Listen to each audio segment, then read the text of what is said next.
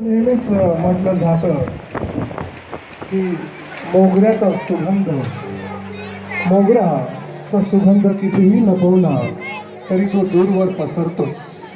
मोगऱ्याचा सुगंध कितीही लपवला तरी तो दूरवर पसरतोच आणि आपल्यासारखे महान व्यक्ती आले उसळतोच, हा भीमसागर उसळतोच.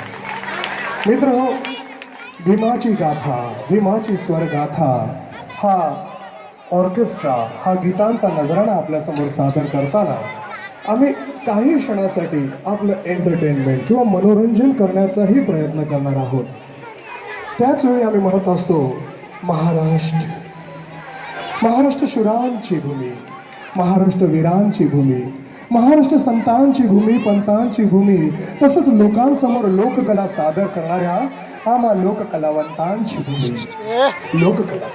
लोककला म्हटलं की डोळ्यासमोरून तरळून जातो तो तमाशा. तमोरूपी अंधाराला दूर करून आपल्या जीवनात फुलवितो आशा, तो तमाशा. तमाशा म्हटलं की आठवते ती ढोलकीची थाप, तुंतुण्याची साथ, घुगरांचा नाद आणि आपल्यासारख्या रसिक प्रेक्षकांनी टाळ्या वाजवून दिलेली मनमुरादार. क्या बात है, क्या बात है. अरे इकडून फेट्यावर फेटे उडायला लागले. अरे अरे मागची माणसं शिट्या पण वाजवायला लागली. अरे वाजले पाहिजे.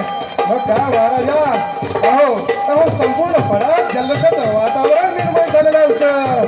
अहो ढोलकीच्या थापेवर प्रत्येकाचं मन बेधुंद झालेलं असतं आणि मग तुम्हाला आणि आम्हाला भुलवायला येते ती धर धरा, धीर धरा, येते दी अप्सरा.